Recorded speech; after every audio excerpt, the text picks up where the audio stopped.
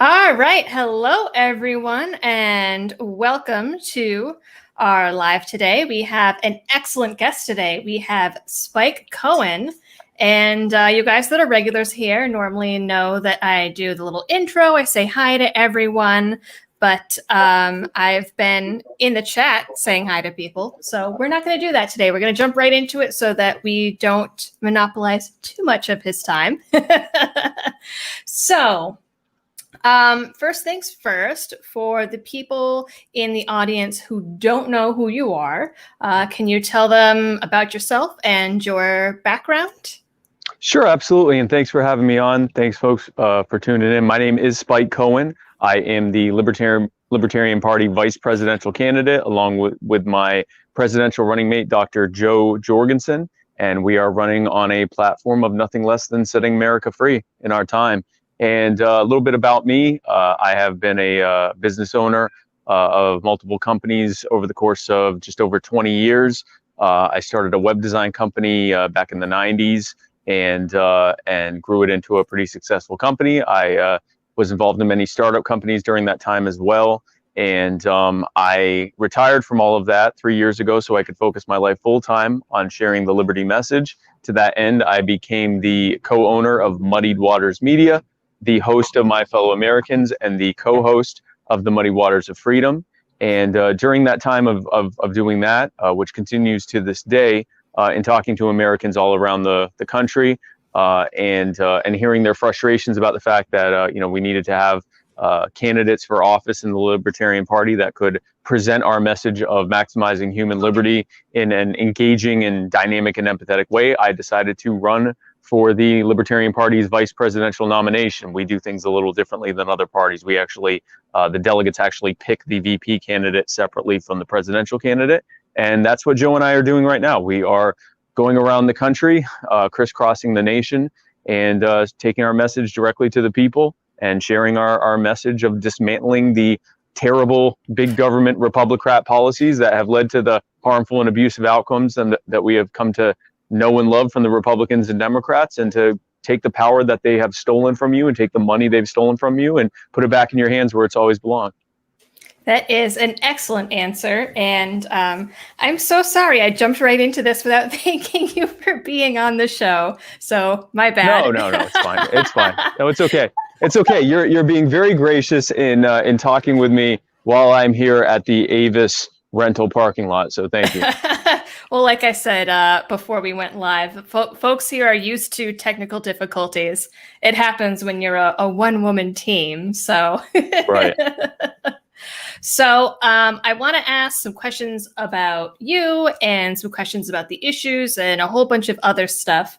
But first, so you mentioned how the Libertarian Party does things a little bit differently, and it's the delegates that pick the candidate in the VP pick. And right. So there's been some interesting backlash about that, I'm sure. So libertarians always get a lot of flack from the media anyways and from each other, but there was a little bit of controversy when you got put on the ticket because you were previously, running around the country with Vermin Supreme. And that's one of the things that's how most people who know your name was introduced to you. Right. New York Magazine in May actually ran an article called "Libertarians Decide to Become." my arguably my favorite article about myself. Yeah, it was pretty good. I enjoyed it. It was fun. I liked it. I'd be lying. Become a joke in 2020. Yeah, no, it was fun. It was probably the best read that I've had in a while about myself. And then there was the Washington Post that when they announced the ticket, it was a very professional little blurb until it got to the part that was like, oh, you've probably never heard of them. And then put in like Vermin's pillar about killing baby Hitler and used that to describe you. So how are you combating all of that while also in the time of being in a pandemic and not being able to do like the traditional campaigning? Well, so two things. First of all, we are doing traditional campaigning, or I wouldn't call it traditional, but I have visited well over 30 states at this point. We have done bus tours, fly ahead tours. I'm actually just landed in Raleigh, North Carolina. I'll be doing a big event in Durham tomorrow. Then I'll be back in New York. Joe and I will have visited either 48 or 49 of the 50 states by the time Election Day rolls around. So we actually are at a time when our opponents are increasingly hiding in their bunkers and basements from the wrath of the people who are increasingly frustrated and angry at the expected outcomes of the bad policies they put forward. We're here meeting with the people in their neighborhoods, in their states. And going back to your original question about the satire was an incredibly powerful way to reach people, two groups of people. Number one, people who had never heard of me at a time when I was differentiating myself from other people that were running for the VP office. And then two, people who outside of libertarian circles are so disgusted with the way things are in this country that they don't want to hear anything from anyone. If they're going to listen to any kind of news or any kind of information, they're not going to listen from politicians. They're not going to listen from, the crony corporate media. They get it from comedy shows. They get it from comedians and humorists and satirists. And Vermin has done a great job at bringing people into libertarianism using an absurdist, sort of clownish routine, a satirical routine to do so. I engaged in that alongside him. Although for the most part, I was playing the straight man to him. I mean, I certainly did some funny stuff myself, but for the most part, I was kind of I did the straight man in the Vermin Spike shtick. But it was a good way to differentiate myself. And as I tell people, it worked. It did. So the proof's in the pudding. I went from a relative unknown within the party itself, because most of the work I had done up until that point was decidedly and intentionally outside of libertarian circles. I wanted to bring non-libertarians into libertarianism. I went from a relative unknown to the VP nominee of the party, and one of the most well-known within the party in that time frame. And I was able to do that, getting some attention in a way that others may not have wanted to do so. For those who are concerned about my level of seriousness, I encourage them to take a listen and see and hear what I've been doing, and how I've been spreading the message. I certainly understand people that were concerned about that. Is he going to put a shirt on now that he's the nominee? And yes, I am. If you want to look, I am wearing clothing.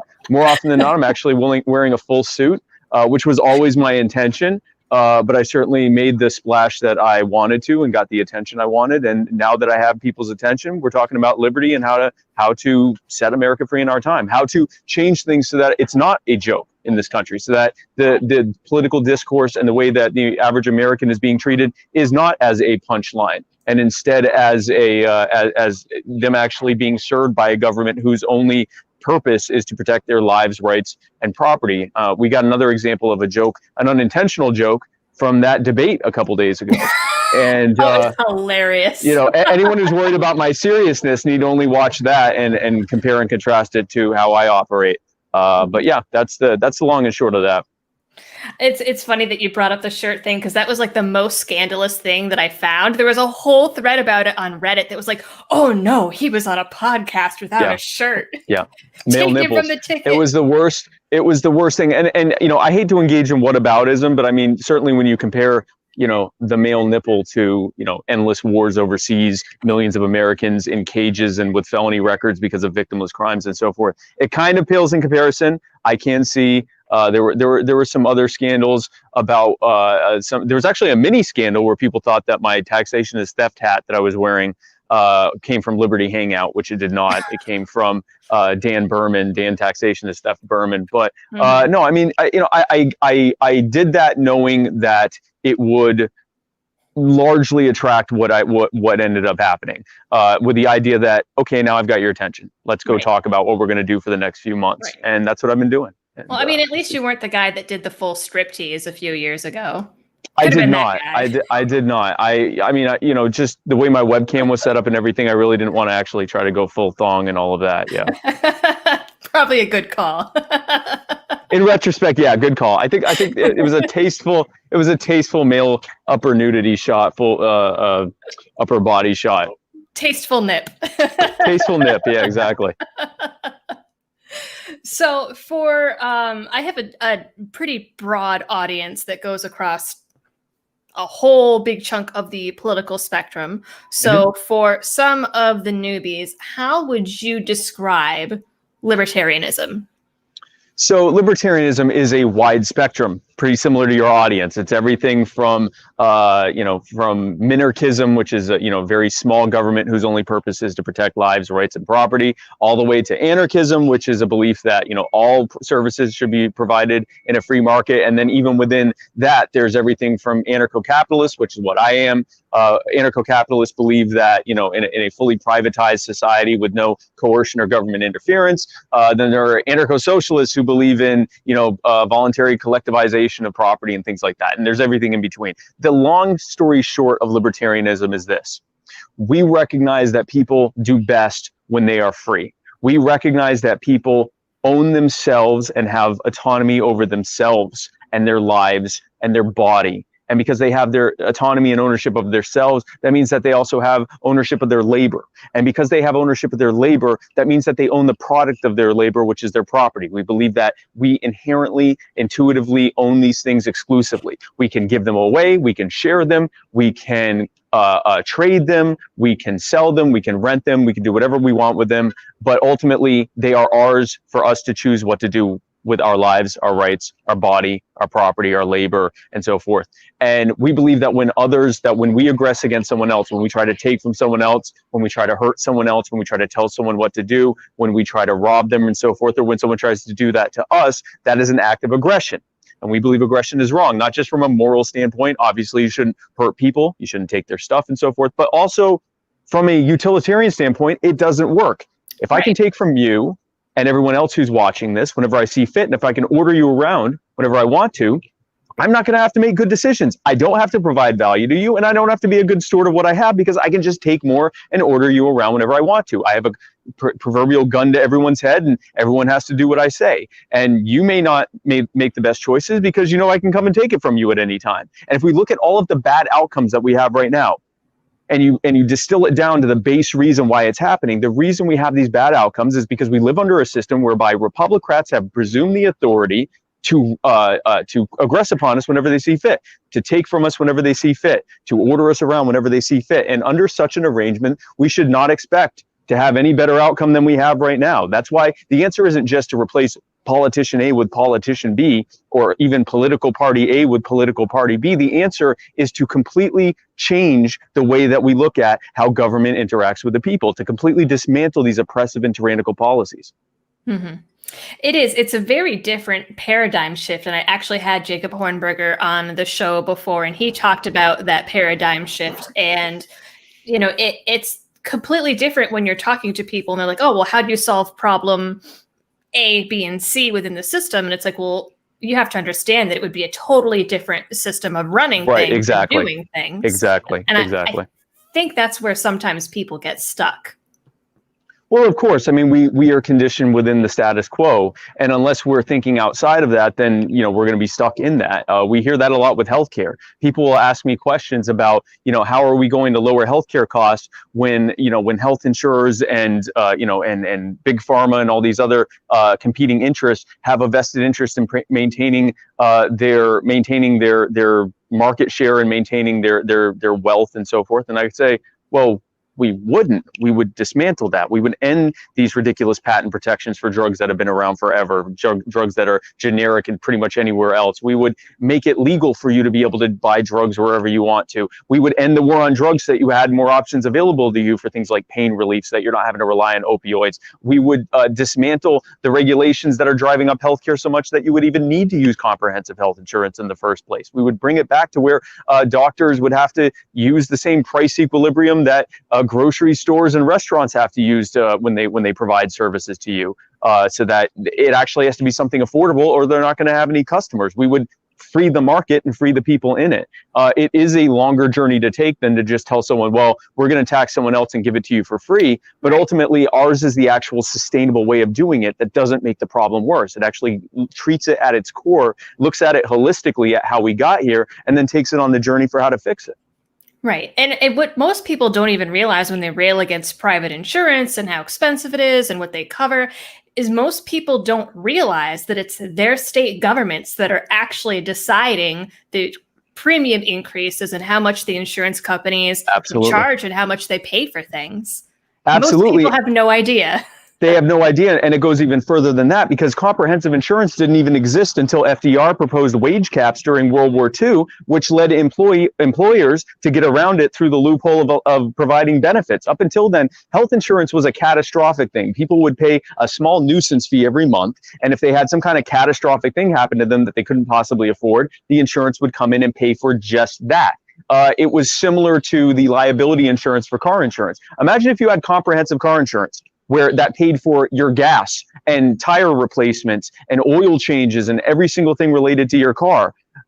It would cost an absolute fortune, way more than you're paying now, because you'd have a third-party payer paying a third-party receiver. You'd have all that bureaucracy and red tape in between, which leads to more administrators who all have salaries that are having to be paid. It would completely eliminate the price equilibrium because you're not the one paying out of pocket for it. And it would lead to a long waits to be able to get the things that you need. Your car would be sitting on the side of the road for days while you wait to get a new tire, because there would be runs on access, because everyone's having to pay a certain amount every month. So they're going to try to get everything they can out of it. This is why we have the problem in healthcare that we do. And it started with an imposition on the market nearly 80 years ago now.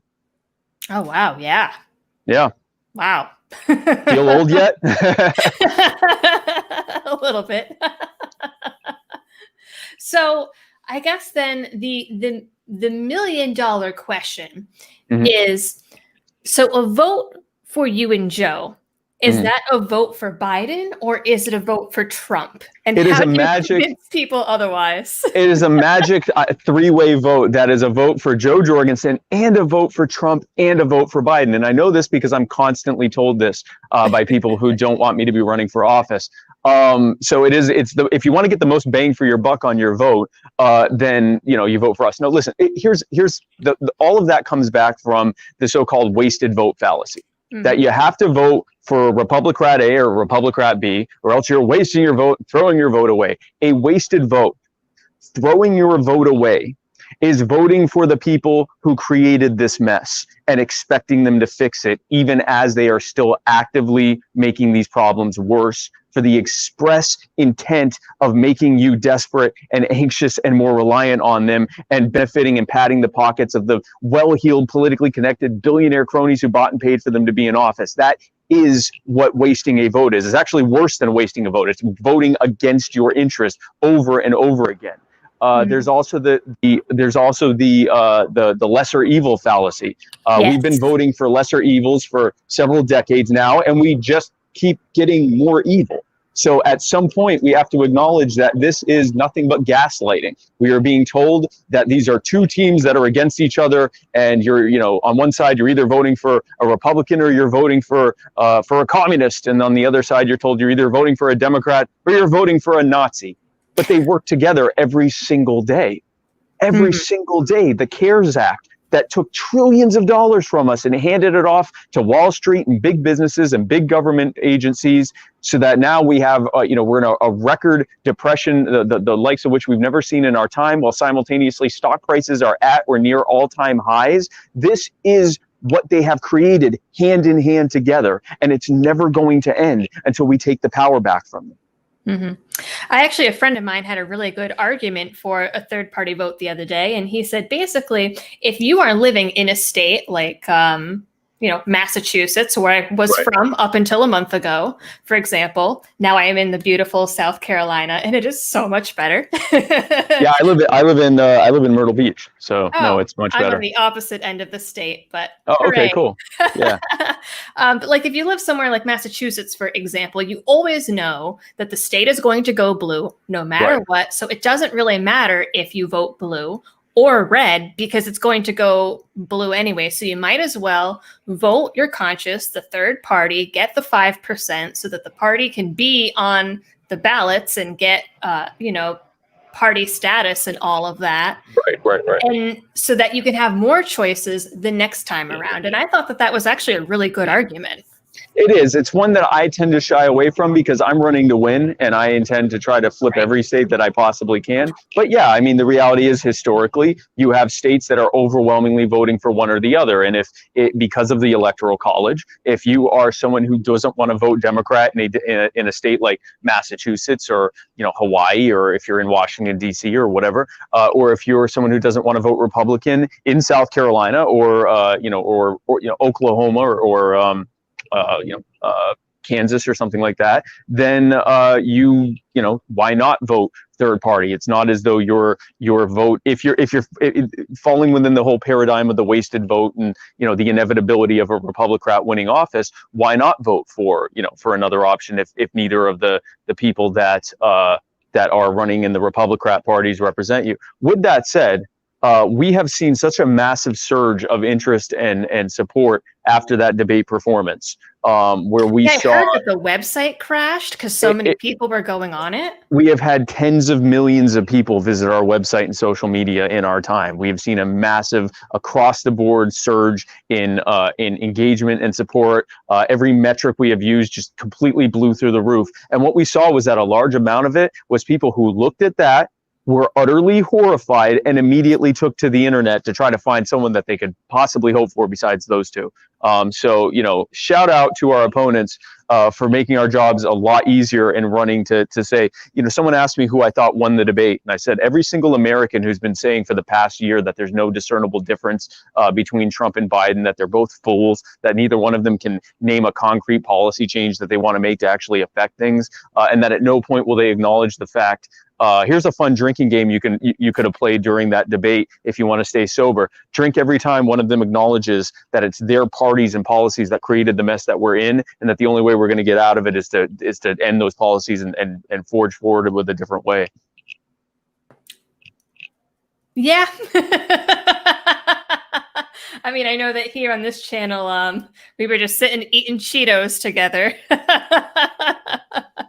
and laughing. So, yeah, it was pretty rough. With how divided the current political and social climate is over this stuff, I mean, do you think that at this point there's a way back, or do you think we're just like about to careen off the edge? Yeah, I certainly do. If I didn't, I wouldn't be running. I would be doing a different set of things if I thought that we were in a hopeless thing. And I don't tend to think of things in a matter of crisis. That's sort of a conditioning that we have from Republicans and Democrats, that this is the new crisis and we all have to overreact to it. My thing is, I think that it is just a cumulative thing where over time it just gets worse and worse and worse and worse and worse. And we adapt to those things being worse. We adapt to the ever-growing spiraling cost of living spiraling out of control. We adapt to the growing gap between those who have the least and those who have the most. We respond to an increasingly, we adapt to an increasingly militarized and infringing and unaccountable police and government state. We adapt to the fact that government is, as we know now, spying on every single thing that we do without any even stated reason or warrant or anything else. Thanks to Edward Snowden, we know that literally everything we are doing online is being watched and logged and recorded for future use, which does nothing to keep us safe. We adapt to these things and we adjust to them. But that doesn't mean we have to. We don't. What my message is not all hope is lost, or we're going to lose hope if we don't do something this very moment. My message is we don't have to live this way. We don't have to live in a constant state of crisis. We don't have to live in a constant state of being further and further imposed upon. We don't have to live in this state of political theater that seeks to divide us against each other and have us at each other's throats, literally fighting in the streets at times. We don't have to live this way. We can take the power back. We can be freer, and not just freer, but happier and healthier and safer and more prosperous. And all we have to do is shrug off the shackles they put on us. All we have to do is take back the power and vote them out and replace them with people who recognize that if a government is to legitimately exist, its only purpose is to protect the lives and the rights and the property of the people under its presumed jurisdiction. Mm-hmm. Mm-hmm. And I mean, speaking of the election and getting out there and voting, What are your thoughts on this whole universal mail-in voting debacle? So I think you've got some people saying that it's that you either support the post office or you're a Nazi, and then you have other people saying that there's going to be massive fraud, and there's nothing. Everyone needs to show up in person inside of an 8-hour time frame, or else the results are invalid.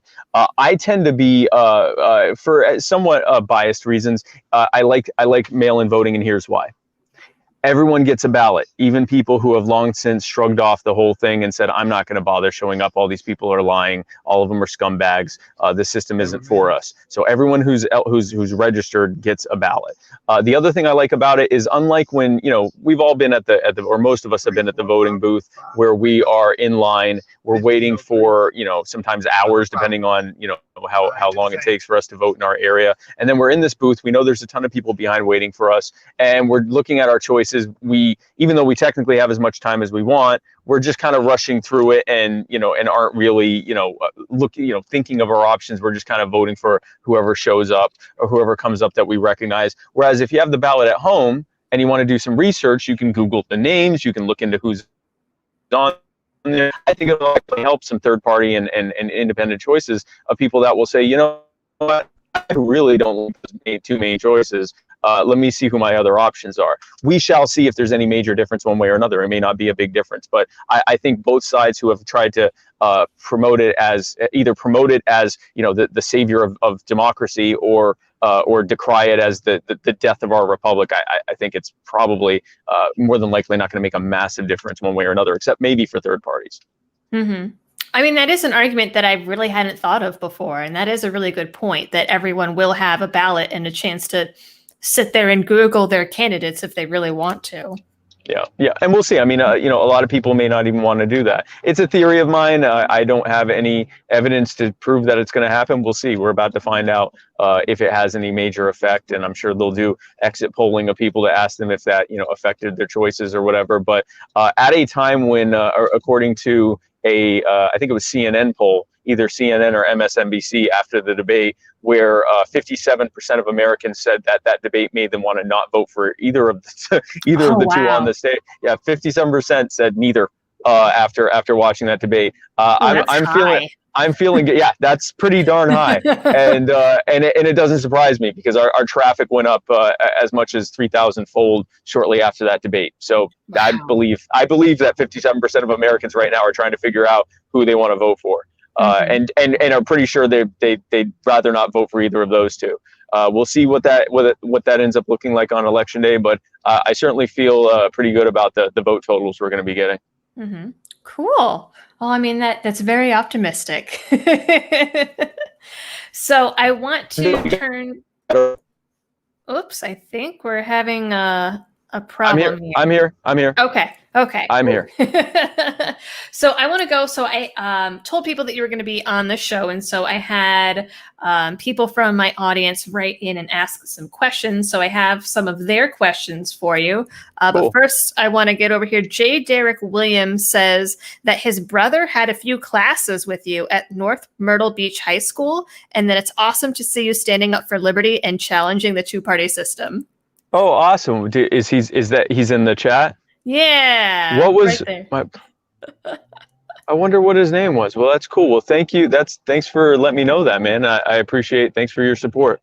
And I just saw. Oh, here we go. Keith have one. Thank you. Jesse Meeks says, since I reached voting age, I have never voted for a candidate I really liked, only for who I felt was the lesser of two evils. And I first started voting during the Reagan era. Wow.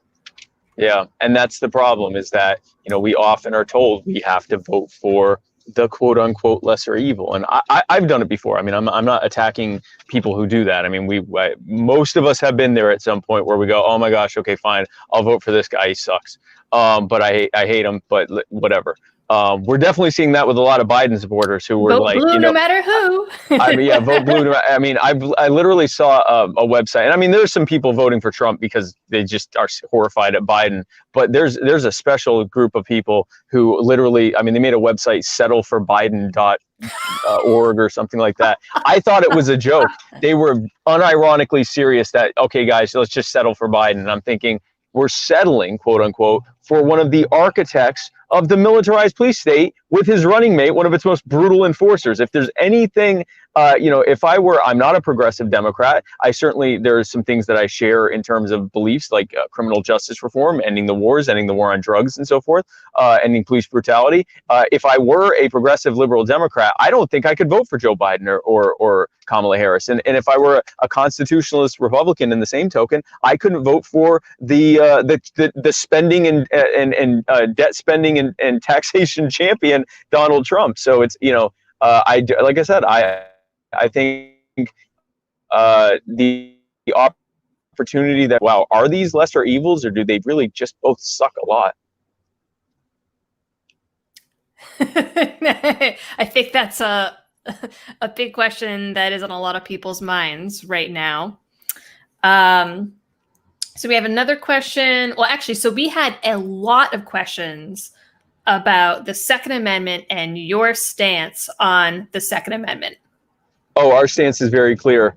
Read the Second Amendment. That's our stance. The right of the people to keep and bear arms shall not be infringed. Common sense gun control is the American people armed with whatever the hell weaponry they want to protect themselves and their loved ones and their communities, and if need be, their country, deciding what we allow the government to have. That is what was intended. It's been completely flipped on its head, and we're seeing the terrible outcomes as a result of that. If you are someone who doesn't want to control government, armed that over and over again, and not just minorities, armed people don't get brutalized. If you want to be able to protect your property from rioters and looters, people that are armed are able to protect their properties from those who would want to harm it. If you want to stop mass shootings, you should be able to shoot back. We've seen the difference between no gun zones and places that have guns. Every mass shooting that has happened in this country in the last 60 years has happened in a no gun zone, in a place that had signs up saying you cannot bring a gun here. Of course they'd pick those areas. That's where the softest targets are. We contrast that with the shooting that happened in Texas last year at one of the churches there, where someone came in, he started shooting, and a bunch of people turned around and shot him. He wasn't able to do his mass shooting. He got mass shot. That's what we want to see. That's what we want to see. And so we want shooters to get mass shot. And the way that we do that is by ending the pandemic of tragic boating accidents in our time and restoring the gun rights of the American people. Right. I think I remember watching the video, and I did a video on it. And I think at one point, there were 8 people jumping up with their guns drawn on this one guy. Yep. No, it was a perfect example. We both live in South Carolina where the Mother Emanuel church shooting happened. And I mean, it was horrific. I lived here when that happened, and Dylan Ruth was able to go in and at his leisure kill 13 people. And that was a church that didn't. In South Carolina, churches can decide whether or not to allow firearms. Mother Emanuel Church did not.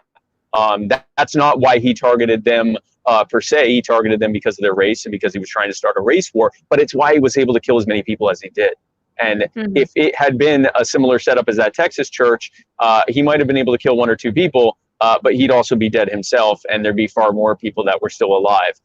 And every single opportunity for the arguments for gun control are actually arguments against gun control. Mass shootings, police brutality, rioting, crime, murder, and everything else. That is a reason for someone to be able to defend themselves, because the old age, the very old adage that when seconds count, the police are minutes away, and it's true. Anyone who's trying to help you is minutes or even hours away. If you are able to defend yourself, you have that gun. But no, Joe and I believe in completely abolishing the ATF and completely restoring the gun rights of Americans, ending the war on guns, expunging the records of anyone who is in jail on a gun crime, and being true to the law. The Second Amendment is the law. It is prime to any of these ridiculous gun control laws. It was not limited to the federal government. It said the right to keep and bear arms shall not be infringed. Period. Not just by the feds. I am back. Okay. All right. Well, I mean, people seem to be very happy with that answer. I knew that they would be happy with the answer because I knew what it was already, but very good answer. So, one of the things that you mentioned about gun rights is, of course, being able to protect yourself, whether it's from criminals, riots, whatever. So, how would you and Joe handle all the riots that are going on right now? I am back. Okay. All right. Short version of the question without the lead up. How would you and Joe handle all the riots that are going on right now? Well, first of all, we have to look at what started the riots in the first place, and that was a response to it started as protest against police brutality. We would end the conditions for police brutality and qualified immunity and the war on drugs and mandatory minimum sentencing and the militarization of the police and civil asset forfeiture and all of those things so that now the police, the only purpose that the police are serving is to protect the public as opposed to enforcing victimless crime laws. And also when there are bad apples who make bad actions in police departments, they're held accountable like the rest of us would be. Here's what happened with the rioting.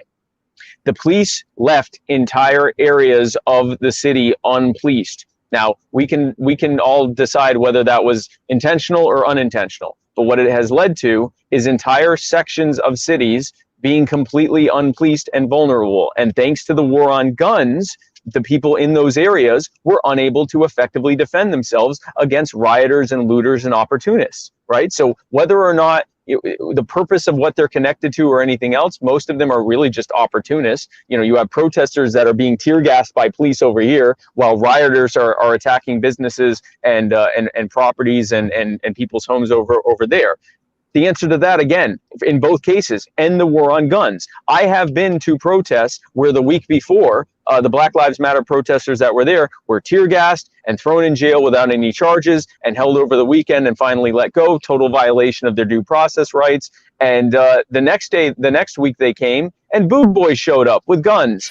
And those same police officers that tear gassed them and threw them in cages for the weekend left them alone and let them do their protest. At the same time, when we have these looting and rioting and so forth, allow the business owners and property owners and people to protect themselves and defend themselves against the people that are coming for their property. Let's universalize rooftop Koreans for all of us. Let's make it so that we can all be our own rooftop Korean when need be. I was actually going to say rooftop Koreans, and I was like, yeah. Oh, that might not be very professional. Well, if it's not, then, I mean, no one's, I've been accused of unprofessionalism in the past, but I mean, listen, we need to be able to protect ourselves and our loved ones and our communities. And again, if need be, our country. That is when it says the well-regulated militia at the preamble of the Second Amendment. That's us. Mm-hmm. That's what that means. That means the people armed with what we see fit, ready to defend ourselves and everyone around us against anyone who would do us harm. Whether it's an invading army or a looter or a rioter or an abusive police officer. You have the right to defend yourself and to deter others from harming you, period. Mm-hmm. I agree. And when you mentioned, I know in some other interviews you've mentioned community policing. And so I think the way that you view that is different than, what some of the folks on the left are saying. So when you talk about things like, ending qualified immunity and community policing and all of that, mm-hmm. like what's your version of all of that?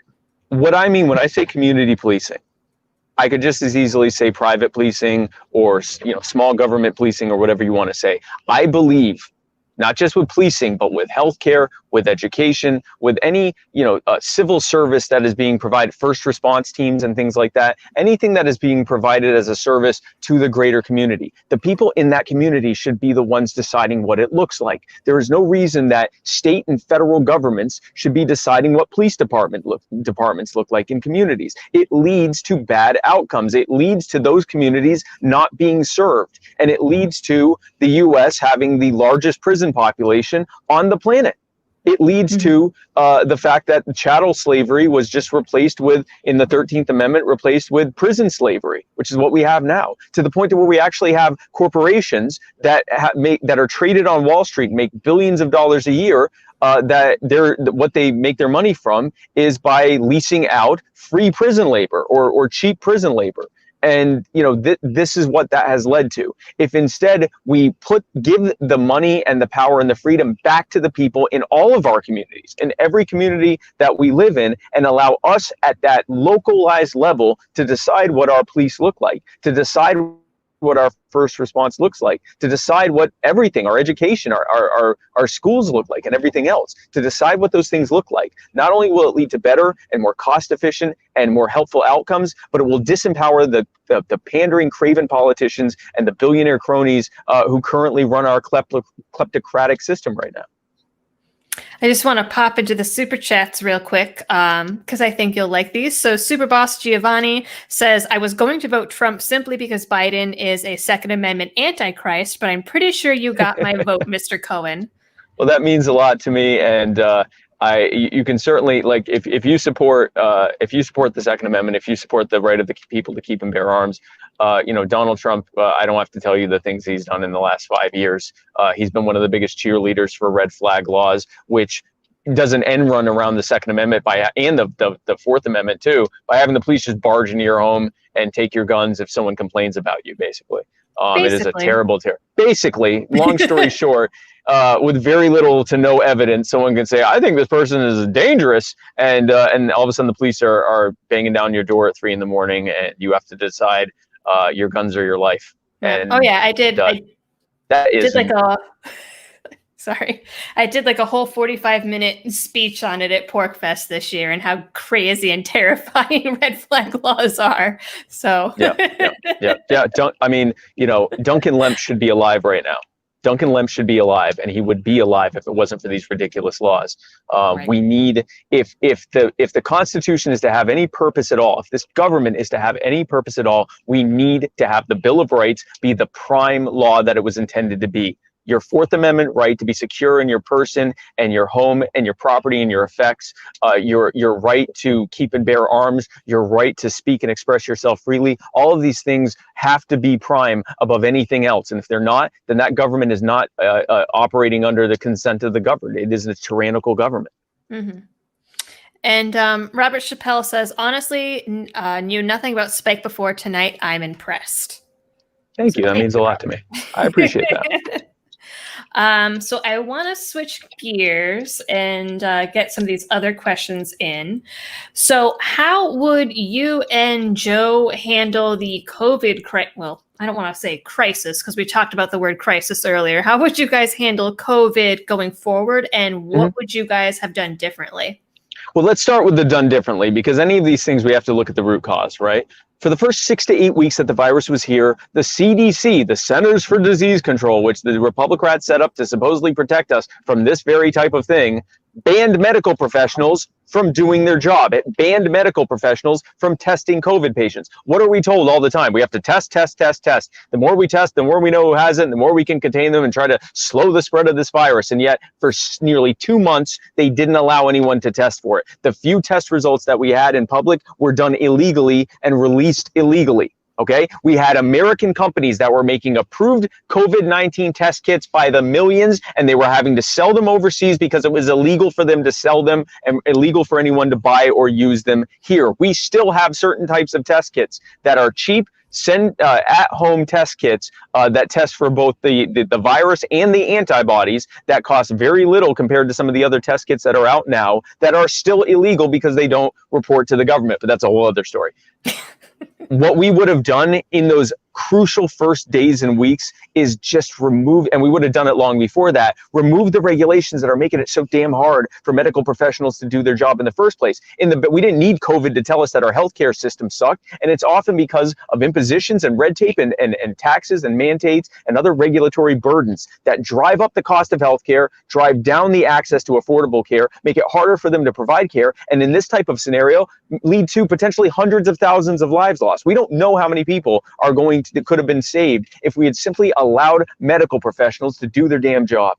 Mm-hmm. Well, yeah, so and I'm sorry, to the second part of your question, what would I do? What would we do moving forward? Simply Yes. put, get rid of those regulations. Get the government, especially the federal government, out of healthcare. Recent studies have shown that 75% of the cost of healthcare is just federal mandates and taxes and regulatory red tape. It's why when you walk into a hospital, you see a handful of doctors and a handful of nurses and dozens of administrators because of all of the regulatory compliance that they have to prove. It is why when you're sitting in a doctor's office, there are thousands of invisible people between you and the doctor that have to be paid before you can even find out what the procedure costs that they're trying to do. All of that drives up costs in the best of times, and in the worst of times, it makes this pandemic even worse. It's why this country is having the worst outbreak of this pandemic of any developed country. Get government out of healthcare. Put the power back in the hands of the people and make healthcare something that is decided between you and your medical professionals. Mm-hmm. Yeah, so I'm a mental health therapist by trade, and I have my own practice. And I mean, people don't realize the administrative burden and all the paperwork and the red tape behind it, even for something as simple as physically changing your mailing address with the insurance companies. Yep. Insane. Which it's almost as though you just moved from Massachusetts to South Carolina and could tell us about that. Almost. Almost. So Keith have one says, if you and Joe win, what kind of changes can you make when you have to deal with Senate, House, and courts? Sounds like a complete overhaul is required. Absolutely, and that's an excellent question that I get asked a lot. Because now, with that said, if when we get elected, obviously that will mean that it won't happen in a vacuum. We will obviously have many libertarians that are elected in the House and Senate as well. But if for no other reason, then only about a third of the Senate is up for election at any given election cycle. We'll have to deal with a Republican supermajority in the Senate, if nothing else. Even if we win a massive landslide in all the other races as well. Thankfully, or I shouldn't say thankfully, but the silver lining to the fact that Congress has so abdicated their responsibility over the past several decades, every couple of years creating one federal agency after the next. Every couple of years we get some new alphabet boy agency, and they're given nearly unlimited regulatory authority. The silver lining to that is that when Joe gets into office, she can start undoing all that stuff. Any regulation that doesn't serve to protect the public in any tangible or discernible way and is only really there to just make things more difficult, that goes out the window. Obama and Trump have bragged about their phone and their pen. Joe's going to have a big eraser and a shredder. We'll be able to undo. We're going to be able to undo a lot of this stuff at the executive level. Now, a lot of it does have to be undone at the legislative level to be permanent or even to happen in the first place. I mean, not everything can be undone at the executive level, obviously, but we will be able to do quite a bit.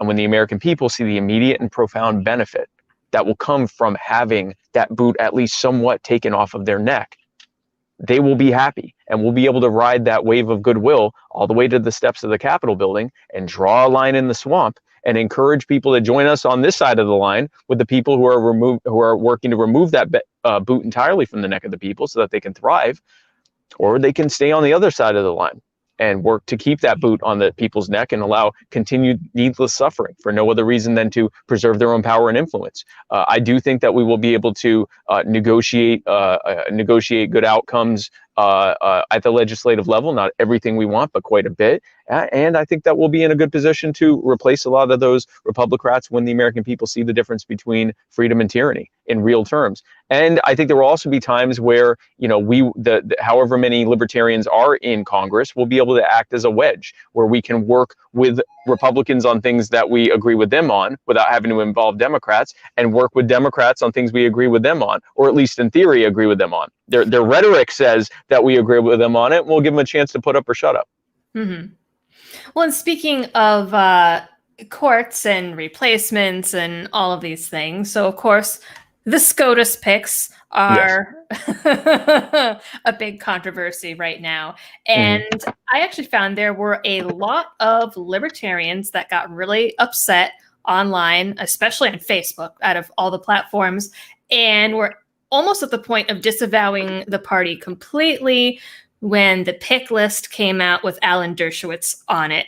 And it seemed a lot of people were saying it seemed like a strong case of not really reading the room. And so I had a lot of people wondering how that list was created and how he got on it. Listen, within a matter of hours after putting it up, Joe took his name off, and rightfully so. He was a terrible pick. Mm-hmm. That's really all I can say about that. Okay.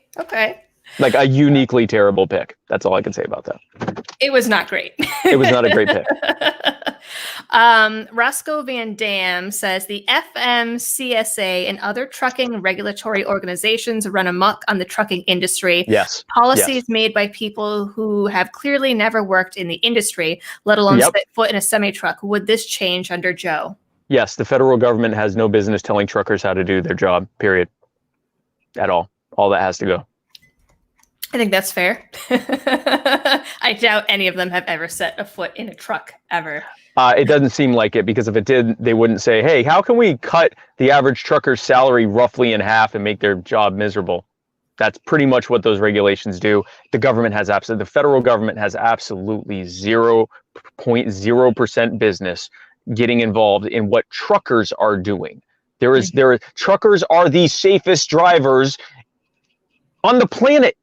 They are very, very well trained, and there is no reason, that the most safe drivers on the planet should be even further regulated than they already are in terms of the qualifications they have to get just to, and the training they have just to be able to get a CDL in their state in the first place.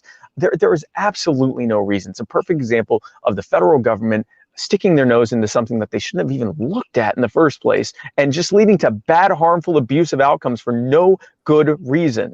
In fact, actually, here's the reason. Because it's increasingly impossible to be an independent owner-operator. In order to be able to make any kind of money, you have to work for one of the big, established crony companies. Surprise, surprise, that regulations would benefit the cronies who just so happen to own the politicians that are in office. What a serendipitous moment for them. We got to end all of that stuff, guys. We got to get government out of so much, and trucking is another perfect example of that. Mm-hmm. And as far as you mentioned stocks, well, the economy being horrible right now, but stocks being at an all-time high in some sectors, at least. So how would you and Joe go about trying to revive the economy? By getting government out of it. This is a common theme. You're going to be shocked at my answers moving forward, because typically the answer is get government out of it. Government puts barriers up. That anything that government is doing that is not protecting the lives, rights, and property of the people, first of all, is something it should not be doing. Second of all, it's something that it wasn't designed to do. Every time government sticks its nose into something that isn't protecting lives, rights, and property, it ends up screwing it up. What it has done to the economy, why we are seeing a growing income inequality, a growing gap between those who have the least and those who have the most, why we're seeing increasing stratification between different income classes, why we're seeing an end to upward mobility outside of those who are in the upper middle and upper classes, is because of the fact that government has put so many burdens and barriers on the market, on the economy, that it is increasingly impossible for Americans to even live without having some level of subsidization. That is going to drive the market and the economy into a turmoil. This was happening before COVID. COVID just exposed what was happening. The average American was already 2 or 3 paychecks away from homelessness. That is the situation that we have been facing. And the reason for it is the reason why so many people that I met, you mentioned Jacob Hornberger. Jacob and I did door knocking tours in housing projects. Some of the poorest people in this country, people who had almost nothing. Almost every single person we talked to had a business, a side hustle, something they did, anything from cutting or hair or braiding hair or mowing lawns or doing landscaping, doing roofing work, electrical work, plumbing work, and all sorts of other things, food service, DJing, pretty much anything you can think of, anything that people would want, helpful services, and they provided value to their community. They couldn't market, though, because it was completely illegal what they were doing. They couldn't afford the tens or hundreds of thousands of dollars that they needed to be able to do it legally. So they kept it on the low. Don't tell anyone I'm doing this. Only refer people that you can trust to me. I had a business for 20 something, for almost, well, actually over 20 years I've had businesses. Marketing is the name of the game. Always be marketing, always be selling. If you can't do that, you can't grow it into a multi-million-dollar business. You can't grow it into something you can live off of. So they get just enough money to be able to just have some money on the side, because if they grow it too big, here come the police with civil asset forfeiture to take everything they own without even trying them for anything or even arresting them. They take everything they own, and then they usually get kicked out of public housing too, to boot. Right. So now you have people who could have otherwise become wealthy, or at the very least be able to live off of their labor and provide for their families and build up their communities economically. Instead, they are forced into a situation, thanks to zoning and occupational licensing and and taxes and all other barriers and burdens that are making it impossible for them to work legally. Therefore, they are unable to really grow their business, that make them stay in generational poverty. We see what the economy is doing across the board. When we put the power back in the hands of the people, we can thrive and we can prosper, and we can have a fairer and more equitable society. I don't know how many progressives you have on here, but if you want more fairness, if you want for there to be less of a gap between the rich and the poor, deregulate. Get rid of the crony regulations so that people can grow their businesses, people can grow their communities, people can keep the money that they earn instead of having half of it being stolen from them. That's how we grow the economy. Right. And Robert Chappelle says, as a freight broker, I thank you.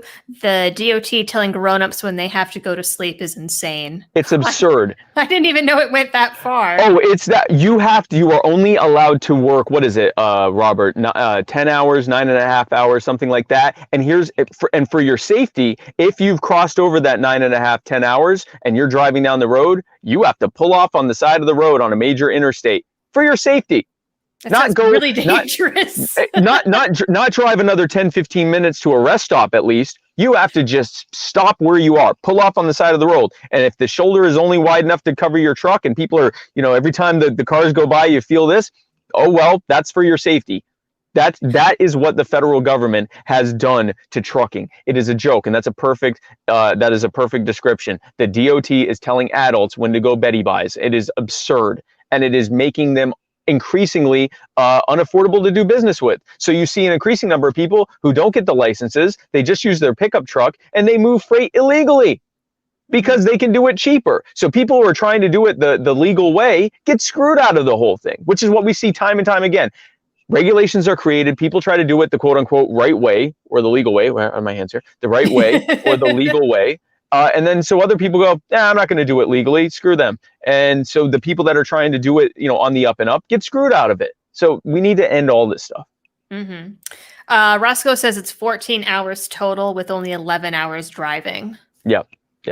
And I've seen those trucks pulled over at the side of the road before. That's why. And kind of being in the way. And I've been like, what are they doing? Well, now they are complying with federal mandates. And it's the stupidest thing on earth. There's probably a rest stop 10 minutes, 30 minutes, whatever up the road. These are adults. They can drink a little coffee, make it up the road, and be somewhere safe. Mm-hmm. Oh, man. Well, so since most of your answers to most of the questions I'm going to ask would be get rid of the government regulation. Get rid of the government, yeah. And we only have a few minutes left. Sure. I want to ask, so how, because this you can't say get rid of this agency. How would you and Joe... I accept your challenge, but go ahead. Okay, we'll see. How would you and Joe address the trillions and trillions of dollars of national debt? And the Federal Reserve. Here's the problem that we have. I got you. And the Federal Reserve. And that's also the answer to every other question on earth. For those who wonder why libertarians get all wide-eyed when we talk about the Federal Reserve, it's because it is the epicenter of every single problem we are facing. And here's what that means. First of all, since the Federal Reserve was created in 1913, 3 things happened. Number 1, we went to war the next year and have pretty much stayed at war every single year since then, because now the government can just borrow money from itself instead of having to tax you to pay for it. That changed everything. Now, instead of going to you and saying, let me get some more money from you because I want to start war with this country over here, now they have to now they can just say to the Federal Reserve, yeah, give me $10 trillion over the course of the next 15 years, and I'll just make those rubes over there pay for it with interest. The other thing that happened is that the cost of living, or the other thing that happened was that we didn't have these major boom and bust cycles. We would have some economic booms and economic busts, but that was more related to supply and demand. But now our boom cycle is built around what we'll call the Austrian business cycle, which is basically that the central bank pumps money into the economy to try to prop it up. Eventually, it reaches a point where the bubble bursts because even the free money isn't enough to actually make any money off of, and people start losing money anyway, which means the whole thing has to self-correct, which then leads to bailouts where the wealthy people that created that situation walk away scot-free. The rest of us are in utter destitution that we never get out of fully. And then the other thing that happens is that the cost of living just keeps on going up. They used to, was it Ben Franklin who said the only sure things in life are death and taxes? Well, add inflation to that now. It didn't used to be that way. The cost of living used to go up and down with supply and demand. If the economy was doing really well, the cost of living would go up a little bit. If the economy wasn't doing well, the cost of living would possibly go down, or at least stay roughly the same. Once the federal government, through the Federal Reserve, was able to just print out endless notes and inflate the monetary supply without adding any extra value, if the value of the entire monetary supply is X, and you add $1 trillion more to it, all you're doing is reducing the value of each of those Federal Reserve notes. That's why the money in the 107 years that the Federal Reserve has been around, your Federal Reserve note, your dollar bills that are in your pocket right now, have lost 98% of their value. Mm-hmm. Let me say that another way. Imagine if your money was worth 50 times what it's worth right now. That's how much you have been robbed by central bankers. Wow. Every single bad thing to come out of the federal government is at least partially affected by the fact that it can just print out money at will, lend it to itself, and stick you with the bill for it. So what do we propose? Number one, audit the Fed so that people can see what it is. Number two, end the Fed after people see what it is. And then number three, get government out of currency. It is a constitutionally enshrined power of government, but government has proven what it will do when it is the monopoly on currency, because it has a vested interest in its money, in its currency losing value over time, because that way they can keep you reliant and anxious and drive up the cost of living, and they reduce the value of their debts over time with inflation. Whatever that debt is worth goes down over time. If you put it in the hands of the free market, now the people providing you with currency, the competing people who don't have a monopoly, know that they can lose your business. And surprise of surprises, wonder of wonders, suddenly they have to actually provide you with value because they can't make you use their service, in this case, currency. So now your currency gains value over time. Now you have your choice of which currency to use based on your specific needs. Now you can actually see the cost of living go down, or at least not go up over time. And also, the government loses the ability to just print out endless reams of monopoly money and hand it off to whoever they want to their crony friends, or use it to fund endless wars and the war on drugs and every other terrible thing that's happening to us. Now, when they want to do something, they have to come to us and say, hey, there's this thing we want to do. What do you think about that? And we decide whether we want to do it or not, because we're also going to end the IRS. That's my favorite. Well, actually, no, ending the ATF might be my favorite, but ending the IRS is my second favorite. They're all good ones. But yeah, ending the IRS, ending the Fed, ending the ATFs, ending the DEA, ending a host of other terrible things. But yeah, the Federal Reserve is at the epicenter of all this stuff. Mm-hmm. Mm-hmm. Well, so we are at the hour mark, and it sounds like there's stuff going on. There's some stuff going on, yeah. So I don't want to keep you any longer. I know you have busy schedules and lots of things to do. But I want to thank you for coming on and answering the questions, even through, the whole rental car process. By the way, everyone who has tuned in, thank you for joining me on my journey of getting my rental car, driving to the hotel, losing my internet connection, I believe at least 3 times, and now sitting here while people come up and ask if we're okay. Thank you. Thank you for taking that journey. And again, thank you for having me on, and I greatly appreciate your time. Folks, if you like what you heard, you want to hear more, I invite you to go to joe20.com. That's JO20.com. You can find out about our policies. You can join our team. There's a volunteer form we can fill out. If you are able to make a contribution, we would greatly appreciate anything that you're able to give. It's what allows us to do all these tours that we're doing. We accept 0 corporate crony funding. We've gotten exactly $0 and 0 cents of crony funding, and we also don't rob you to pay for our campaign like the Republicrats do through federal matching funds. So we believe that if we we believe that we have to earn your support and your vote and your contribution. And if I've earned it today, then I ask you to give what you can. And if you're not able to give money, I ask you to give your time, volunteer, tell the message, spread the word of maximizing human liberty, setting the world free in our time. And I thank you for your time. Well, thank you. And I mean, it definitely sounds like you converted some folks in the audience, so that's always a good thing. Awesome. You guys will find in the description the campaign website and your social media links as well are down in the description. So folks, do you have my YouTube on there? I believe I do. Let okay, me perfect. Double check. Yeah, no, perfect. Because my YouTube, you know, if you've ever had someone go, yeah, but what do libertarians think about this? And you're like, I don't want to spend a half hour explaining this. You can shoot them over one of my videos that explains that from my YouTube. I probably got about a 5 or 6 minute long video that answers that question. And if they go, yeah, but what about whatever? And you're like, oh my gosh, I just want to eat dinner. There's probably a follow-up video about it too. So be sure to subscribe to that. Yes, and they're very good videos. I actually listened to all of them over the last week. So holy crap. Wow. Well, thank you. I came prepared. Thank you for your dedication. That's impressive. All right. So thanks again for coming on. Thank you.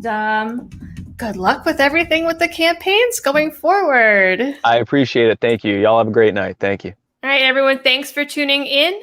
And we'll be back to the usual video schedule and live stream schedule next week. Good night.